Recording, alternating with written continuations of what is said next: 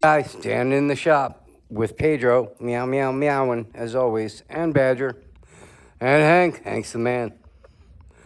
All right. Time for a tech talk. Haven't done a tech talk in a while. Oh, Badger, come on. You got to knock me over, buddy? Down. Look at the claws on you. I got to cut them. All right. Time for a Pistelle tech talk. No, not the new modifications. They'll be coming soon. And, the Garmin. I found my Garmin. Okay, I'll do some videos on this and do some more testing and let you guys know how it is. I lost it for a couple of weeks. I actually put it back in the case. That's why I couldn't find it. Too much crap laying around. All right, let's go over here. Excuse me, Pedro. I gotta get by, buddy. Really? Gonna trip me? All right. Badger, stop. We're not gonna do this. Stop. All right, everyone's been asking me about the folding stock. And yes, I'm gonna make a kit at some point. I haven't got to it yet. Badger, get out of here. God, for the love of God, stop it.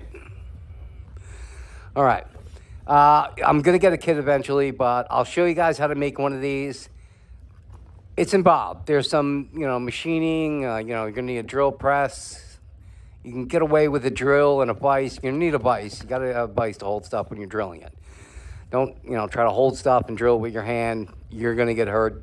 Not a good idea. Cheap little drill press. These are pretty good for little stuff.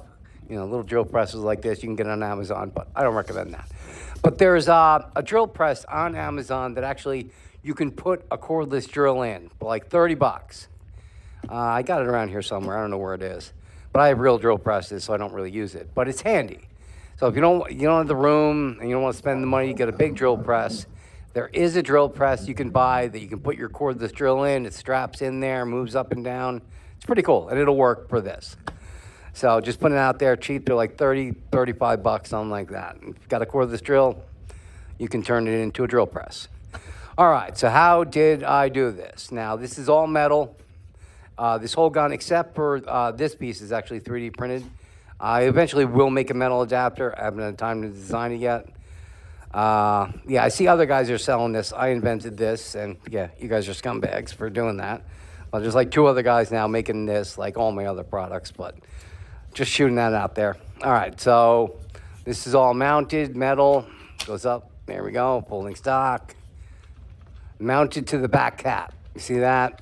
Shake it all around. It's not going to break off. 3D printed ones. And when Pistelle first came out, I was like, oh, come on, make a 3D printed folding stock.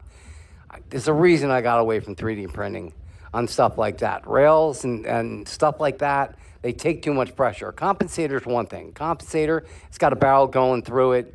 So that adds strength, and you got one screw in here. That's not bad. But you take the barrel out, it's weak as shit. But the barrel's giving it strength too. But if you're talking about a rail on top, you got to go with metal.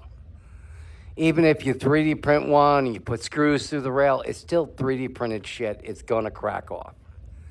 It is what it is. It's 3D. Believe me, I've been 3D printing. These guys are all giving me shit. Oh, my 3D printed one is great. It won't break off. I was 3D printing when you didn't even know what a 3D printer was, so don't tell me what 3D printing does. Show me how long you've had your bamboo for, and then talk to me. I've been 3D printing for 10 years. All these guys buy a printer, and they pay someone to do their STLs, and they think they know everything about printing. They don't know shit. But anyway, I'm only saying, a lot of hate from these guys that are selling them. Hey, all good. People like your stuff, and they're buying it. Good for you. It's not for me. And I'm not going to recommend it to people on stuff like that. 3D printed stock is going to break off. You drop it. You take any one of those ones, just drop your gun on the ground. See what happens.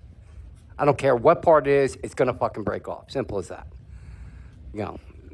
I'm not trying to sell anything here. I'm just telling you, 3D printed, you don't want it on stocks and top rails. You got expensive sights up here.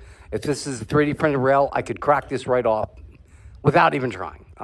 It is what it is. 3D printing's only so strong now. And I print everything in the ABS, which is a hell of a lot stronger than all the PLA crap out there. But still, it's not strong enough when you're depending on stuff like that. You want to carry your gun like this, it's going to break. Mag stuff like this, that's fine. Just make it strong enough to hold. I make them a little thicker now so they stick out, but they don't break off like they did.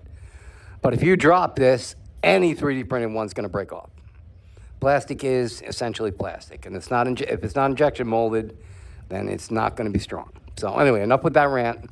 Hey man, I 3D print too. I see where you guys are coming from. I love 3D printing. I love being able to make whatever I need at any point, and it's great for prototyping.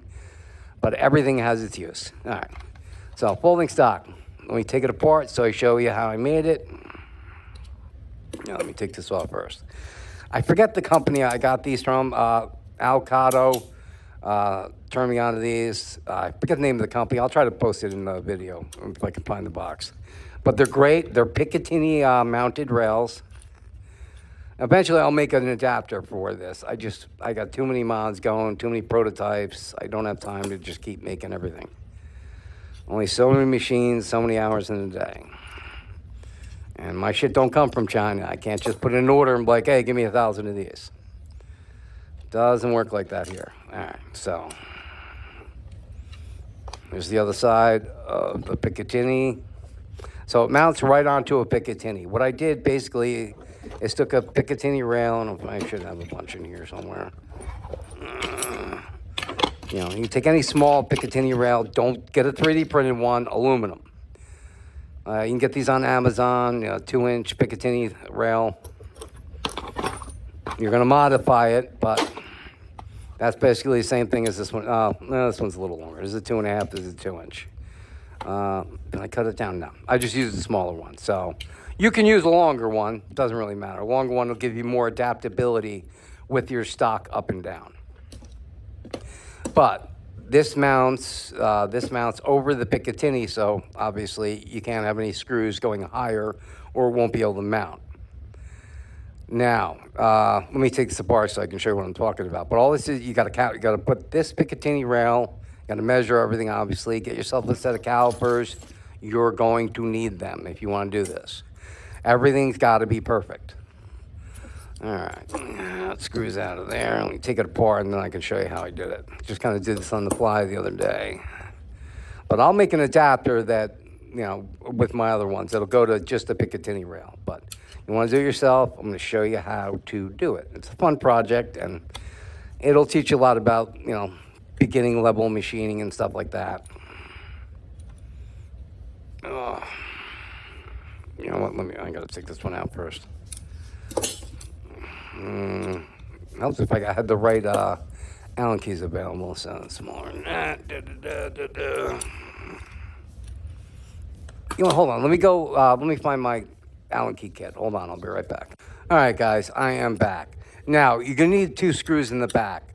One screw goes into the main cap, and now you have to have the secondary screw, which is already loose.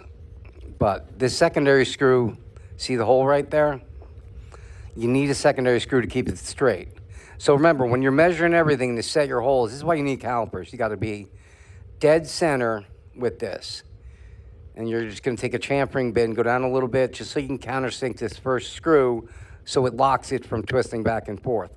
Otherwise, your stock is going to be turning all over the place like this. That's what holds it in place. Just wanted to show you before I take it apart so you know what it is. There we go. All the wrong Allen keys here. Take this one out. Now, the main screw is a 5/16 18, so you're going to need a 5/16 18 tap. So you can get that on Amazon too. Tap, if you're going to get a tap and die. It's not much more to have them both, and you want to have both.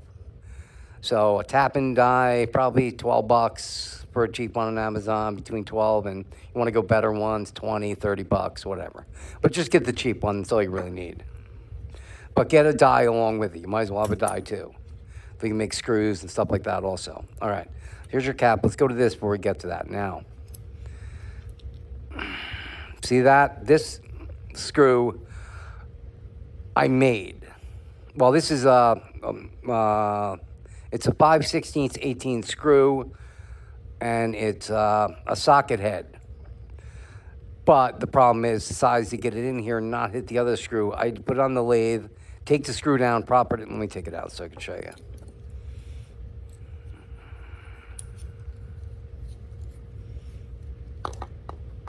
Too many things in my hand right now. But let me see if I have another socket head so I can show you what I mean. Yeah, here we go. This is a socket head. This is 632 though. This is a 5/16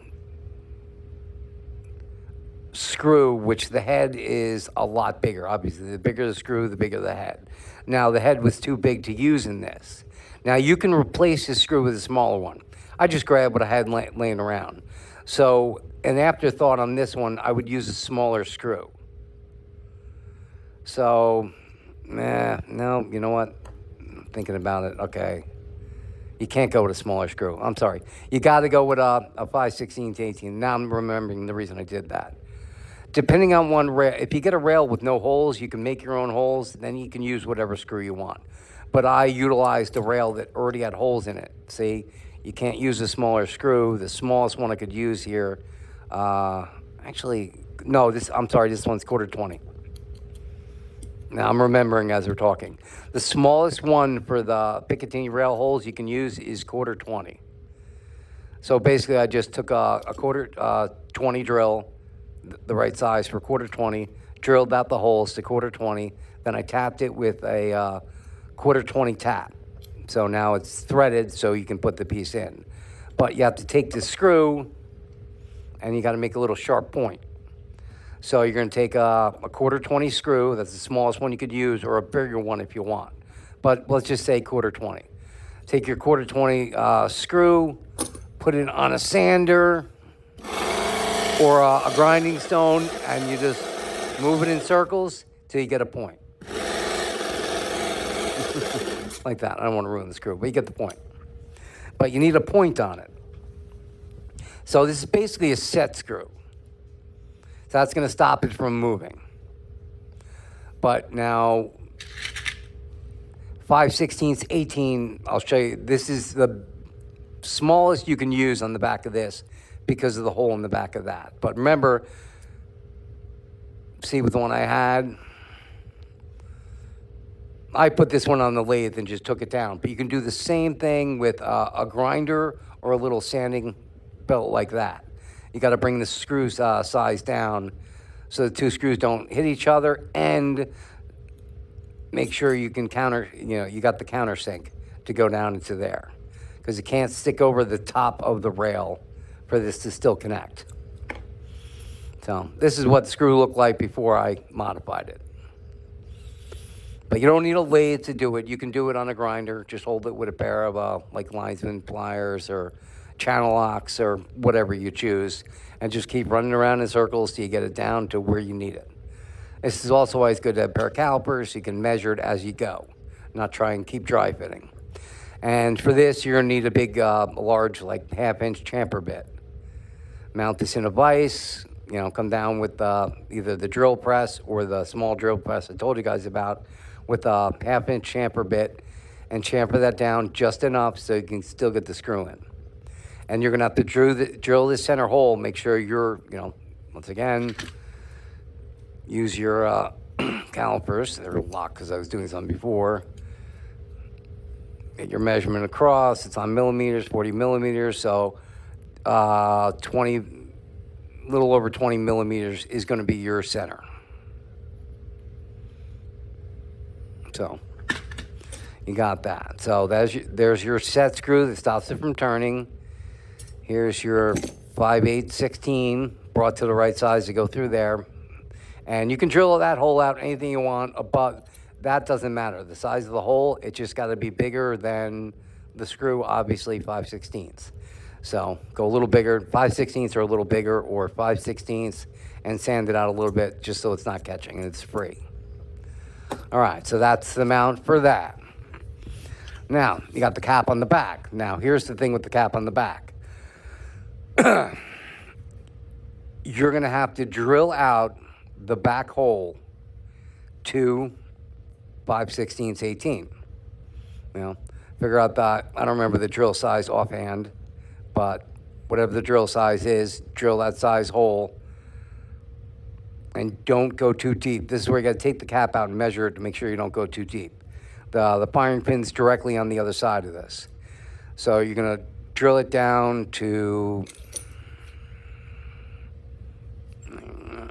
It's hard to see with these things on.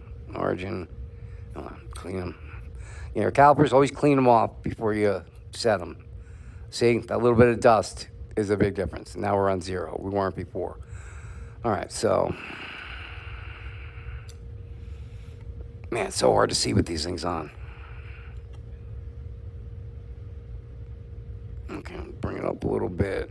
I'm going to say that's your depth. 3.08 millimeter is going to be the depth. Don't go any farther than that because you'll be drilling into the fire pin. Okay, so you're going to drill that out, and then you're going to tap it. Now, with your 5/16 18 tap, this is, I think, a 3/8 but you get the point. It's a tap. Now, it's a pointed tap. So you want to start off, you're going to start tapping, tap 2, 3. You got to mount this in a vise. Make sure it's completely straight. And what you do is you can, tapping by hand, like with a tapping wrench, it's hard to get it straight. So what I recommend doing is, once again, a drill press, mounting your gun in your drill press, put the tap in the drill press, but you're not powering the drill press. You don't want to power into this because you're going to fuck it up. But tapping this into your drill press is going to keep you completely straight and true, which you really need to be. So bring it down, tap about 2 threads, and then stop, draw it back out. Now you're going to take your 5/16 18 over to the grinder. You got to grind it flat on this.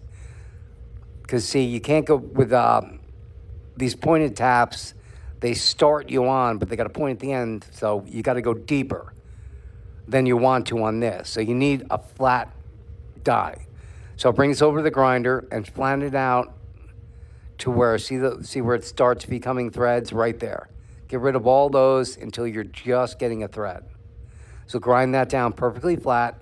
Come back, put it into your drill press, back in, get that 2 threads get started. And what you're going to do is, let me show you on a drill press. I got a small drill press over here, but I'd rather show you on the big one so you have mounting options.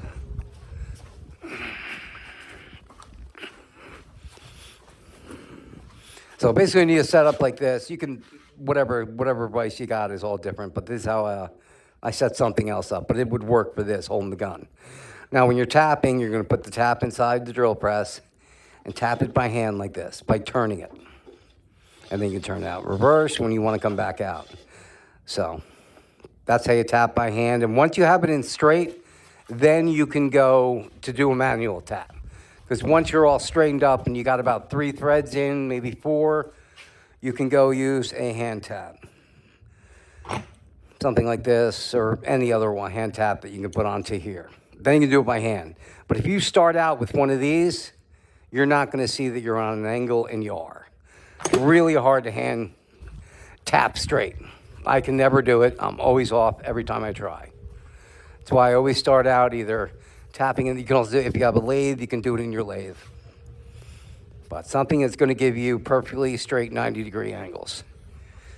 All right, so you're going to tap down to the bottom, bring it back out. You're done there. Now your screw length. I think I had to make the screw smaller. Yeah, I did. See, I took the screw down. But I'll tell you that size. The size it needs to be. It all depends on your champering, too. How deep your chamfer is. No, that wasn't. Yeah, that one's. Hold on. Did I take the screw down? I don't remember. 15.42. Yeah. Well, I think that's just a different one. Hold on. No. Okay, I use this one. Okay, but no. So, hold on. Let's go back over to. All right. So, what is the screw size? So it's a 1/2 inch.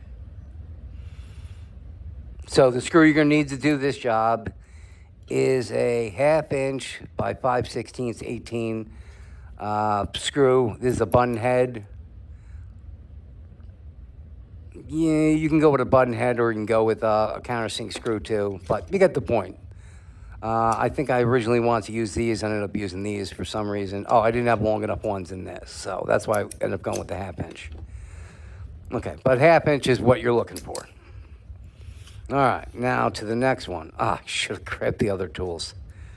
All right, now, so once you drill this out, and you got to make sure your cap's on all the way. Otherwise, if your cap's not on all the way, all these little holes are going to be off. So make sure your cap's tightened all the way. But once you drill this out, now you go, oh shit, now I can't take my cap off because I took my hex out. You know, your broached hex that was in here is how you take your cap out. So now you got to add something, which is these two things. Now, I forgot to bring the tool over that shows you how to do that. Let's walk over and grab one of those tools. Because you need a way to take your cap off, obviously. And if you drill out your hex, you're not going to be able to take it out anymore. So you can see there's 2 other screws here. I'm going to show you how to replace that. So you can still get your cap off. Where are my tools? I just took all my tools off the wall, and now I forgot where they all are. I got to put up new pegboards. One of the many projects I've started. You know what, guys? Give me a minute. I'll be right back. All right, guys, I'm back. Sorry about that. All right. So what I was looking for is these tools. I forget what they're called, but they are what they are. There's one that when you push on, it goes in. This one pushes out. You want the out one. So to take it off, you just set them in there. Everything's hard with these things on. And now you can turn it. See it? Now, I don't have to take it all the way out just to show you guys. The one downside of this is there's not a lot of aluminum there, and you have to drill all the way through to the other side, which is a potential air leak. But that's the only way to do it. So you're going to have to Loctite. Ugh. All right, these goggles don't really show you exactly what you're looking at. I'm looking through 2 cameras.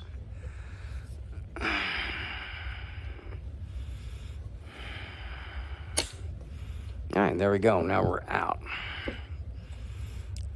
Now, see, the problem with the Pistelle, the main thing is this problem. See how this moves like this? That's what makes the Pistelle unreliable. That right there. That kicks over just a little bit. You bang your gun. Boom, you're leaking air out the front. You think you blew an O-ring, but you didn't. You got to take this out and reset it. So anyway, okay, so here's your cap and your firing pin. But I got a fix for that too. We'll get down to that later. All right, so here is your firing pin. See those 2 screws sticking through there? Yep, there's like not a lot of aluminum there. They should have made it thicker. There's a lot of pressure behind here to have that little amount of aluminum.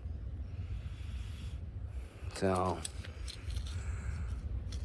I think these are 1/8. I use 1/4 inch in here. Let me grab a 1/4 inch. So, what these are called the set screws. These are 832 by 1/4 inch grub screws. Set screw, grub screw, same freaking thing. Yeah, that's a 1/4 inch. That's 1/2 inch. Can't see shit with these things on.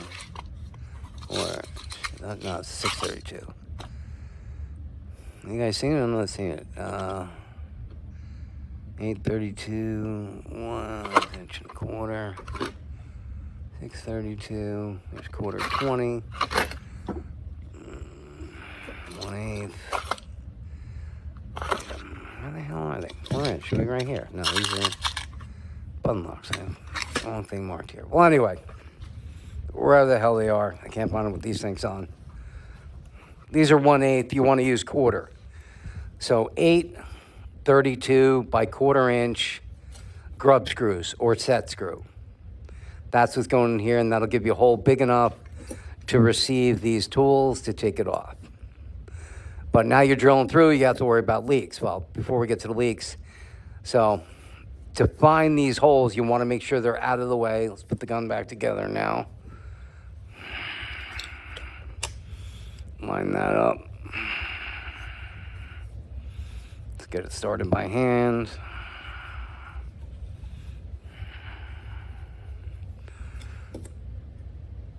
And the other ones. Whatever one. Either ones work.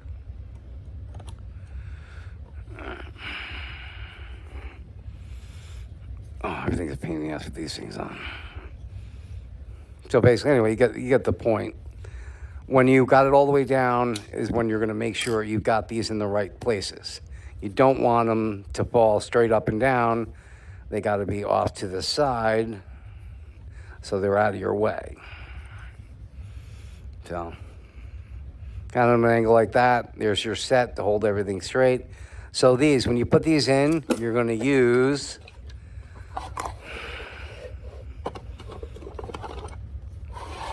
sorry, a million projects started, nothing finished.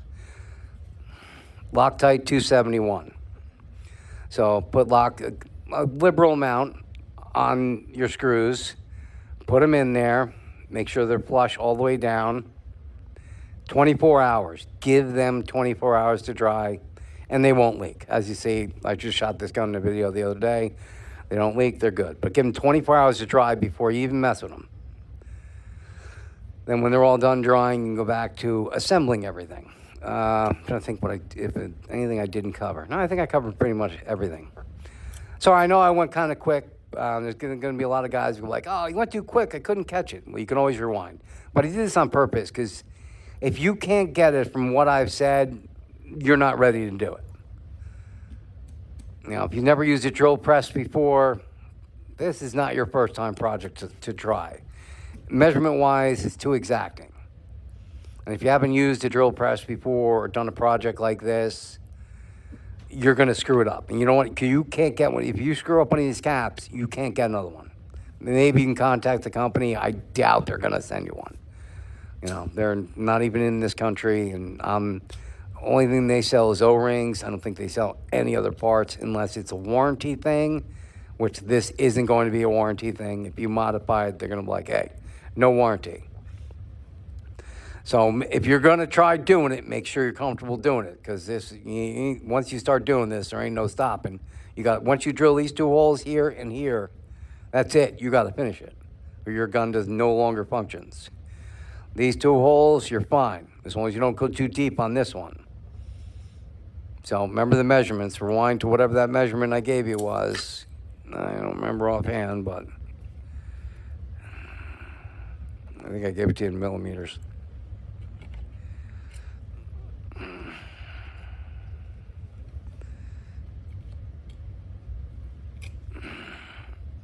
Yeah, 7.94 is absolute deepest. But remember, the point on your drill is going to go farther. You guys call it a drill bit. We call it a drill. But remember, that point's going to bring you farther down. So, but you need a point to guide you down. So just remember, do not go farther than these measurements. Otherwise, you're going to start going into the firing pin and right around the base, and you can cause a leak there. And you don't want to destabilize your firing pin. You don't want to be drilling into that. The firing pin on these is part of this whole cap. It's one whole piece. It's not screwed on or anything like that. So it's not something you can replace. Also good to know. I think that's about everything. Oh, no, it's not that difficult, but it's the most secure way you're going to get a folding stock on there that's not going to break off fairly easily. I know these guys swear by their, 3D printed ones, but this is the strongest possible way. Metal to metal, you can't get any better than that. And you got a 5/16 18 screw is pretty thick and strong, so you can pick it up and swing the gun around with it. All right, but most of this gun is all metal, except for that part and the extension right there. So pretty solid. I'm not going to, but I can put all this together, throw it on the ground. It's not going to break.